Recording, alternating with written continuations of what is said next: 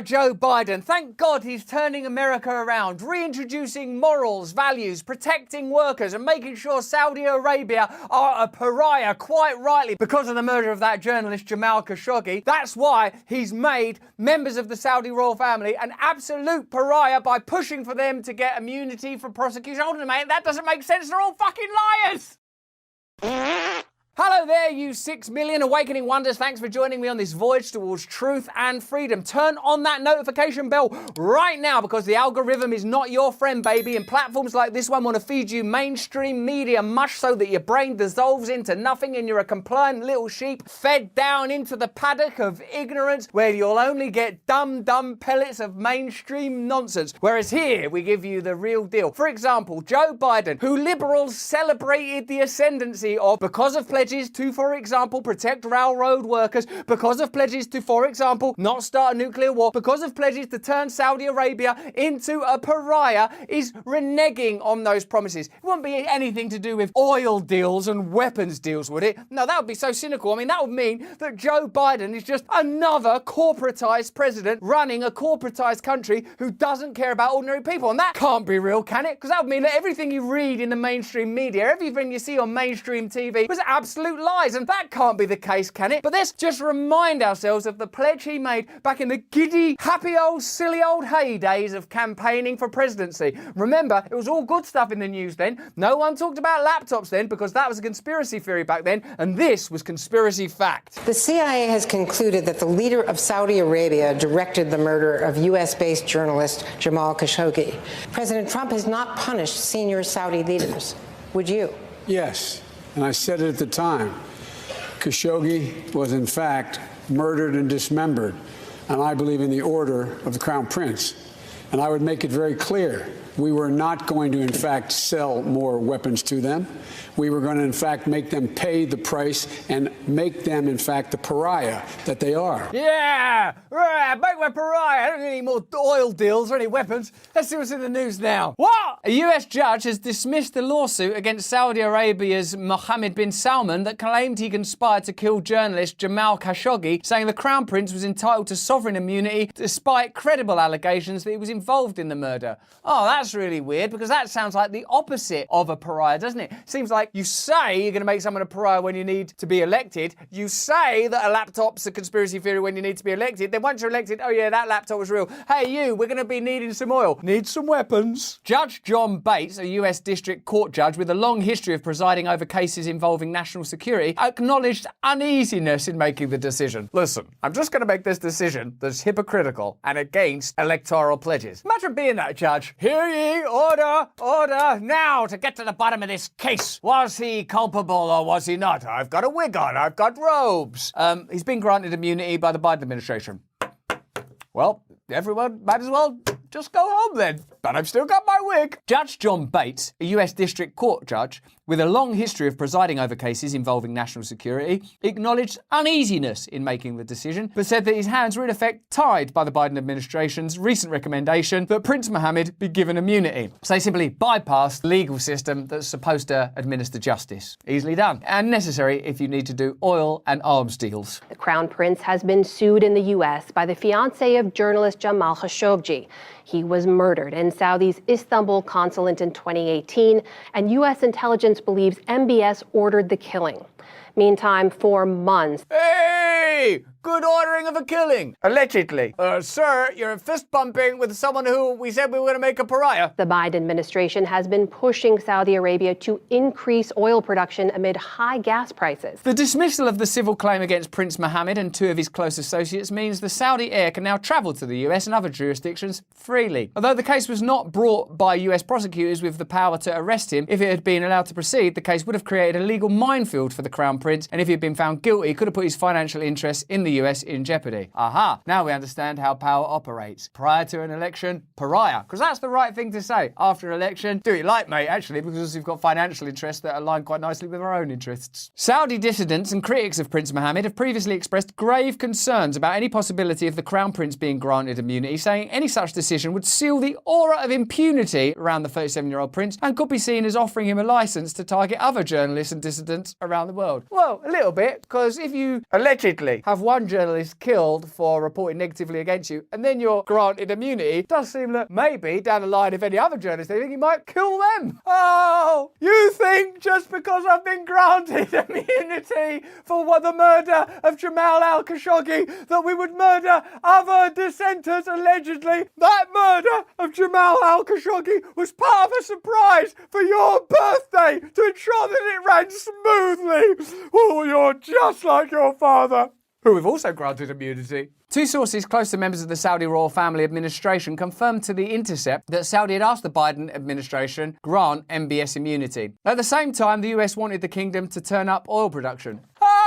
The request for sovereign immunity was a ploy, Dawn, a non-profit funded by Jamal Khashoggi, wrote, laying out a simple argument. Head of state immunity is typically reserved for a country's leader, which in the case of Saudi Arabia is its king, MBS's father. King Salman, senior to Crown Prince Mohammed, is head of state. There can't be two heads of state. They're only under an obligation to grant immunity to the head of state. This dude ain't even the head of state. They've really had to push the boat out and stretch the boundaries of what's typical in international diplomacy to grant this immunity. Oh, there's nothing we could do. Our hands were tied. He's the head of state. Rules is rules. He's not the head of state. You could have him prosecuted if you wanted to, and he would be subject to the judicial procedures that would provide justice normally. Oh, I'm getting very tired. Hunter, we beat Big Pharma this year. We didn't beat Big Pharma either. I'm going back to sleep. In August, the Biden administration approved a potential multi-billion-dollar arms sale to Saudi Arabia worth an estimated $3 billion. So these oil deals and arms deals are a simple side note, an irrelevant distraction to the procession of justice and immunity and just good old-fashioned international diplomacy. Is it me? Or does the future feel more insecure and uncertain? Wars, pandemics, lies, trickery. My cats keep having kittens. The last one's personal. For those who are in the United States, there is a way to secure your hard-earned nest egg. American Hartford Gold make it easy to protect your savings and retirement accounts with physical gold and silver. With one phone call, they can have physical gold and silver delivered right to your door, or inside a qualifying retirement account like your IRA or 401k.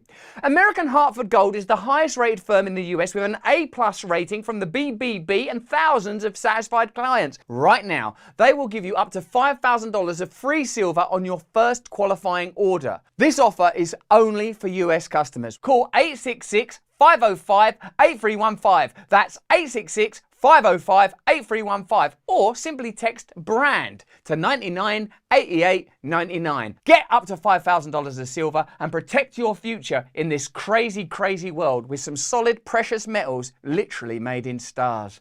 Other pledges that Biden has shamelessly broken include domestic pledges to ordinary workers, who he claimed he would support in their quest to have a mere 7 sick days per year. It's a national disgrace that millions of our fellow citizens don't have a single day of paid sick leave available to them. What I'm always surprised by is that they know what is right, because they say what is right in order to get you on board. You should have sick pay. You should make Saudi Arabia a pariah for the murder of that journalist. You should support people's right to express themselves however they want to. We should have a fairer society. We should take care. Let's just say whatever's necessary to get whatever they want. What do you want to hear right now? I don't know, that I look nice and that you love me. You do look nice, and I do love you. What's that feeling on my bottom? An arms deal. I've supported paid sick leave for a long time. I'm going to continue that fight till we succeed.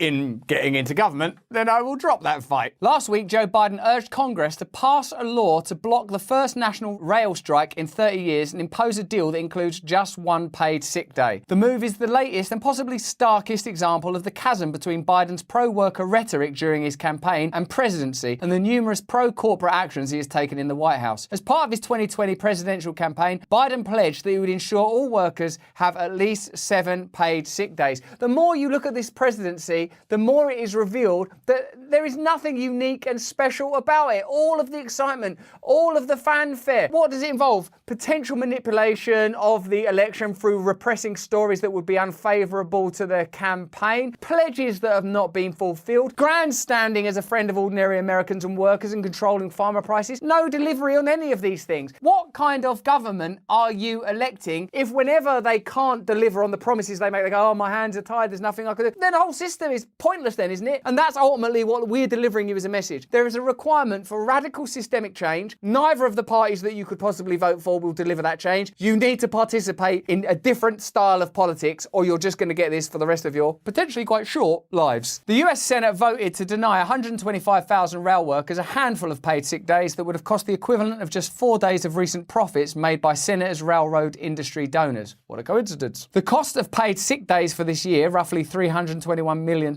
would be less than half the amount that a single railroad tycoon, Warren Buffett, funneled to his family foundations last week. Oh yeah, but Warren Buffett, he's a good guy, he's a socialist guy, he's a liberal guy, he's helping out those foundations. There's definitely no tax benefits to that. It's more efficient than just helping them for giving them sick days. Oh, I'm so ill. Well, get to fucking work, safe in the knowledge that the Buffett Foundation has just received your money. Oh, that's good news. Night-night.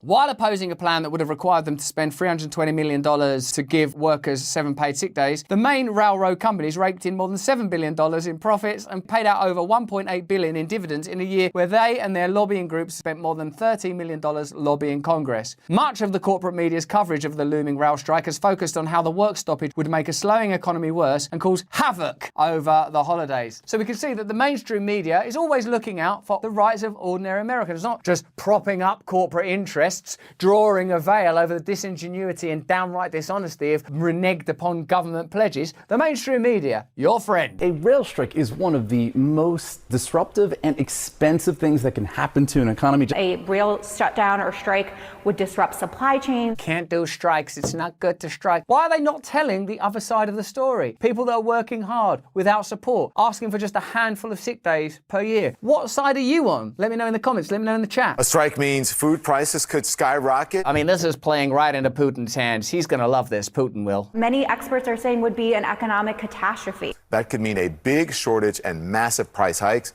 Even gas prices could increase. Your dick is going to turn mauve. And it also could cost the economy $1 billion within the first week. That would cripple the economy. One boy's tit fell off. Are you and your members willing to stop the rails, in effect, and accept those costs to the U.S. economy? Now, I know in your country you've got a complex history with socially responsible politics, but how else are workers going to have any influence in their own lives with a government and a media that, ironically, is railroading them right out of history? Do you believe a strike is worth it if it cripples the U.S. economy and costs up to $2 billion a day? More than $2 billion per day. Is it worth it? See how the media does the job of the state and corporate interest. There's no mention of $1.8 billion in dividends. Why are they not reporting on that? Why are they saying, well, I suppose, some of the profits, for example, from these companies could go to those workers. And on top of all of that, the holidays are right around the corner. Also, you bastards, you're ruining Christmas. You're fucking striking Grinches. It's a little less than a month right before Christmas here. Especially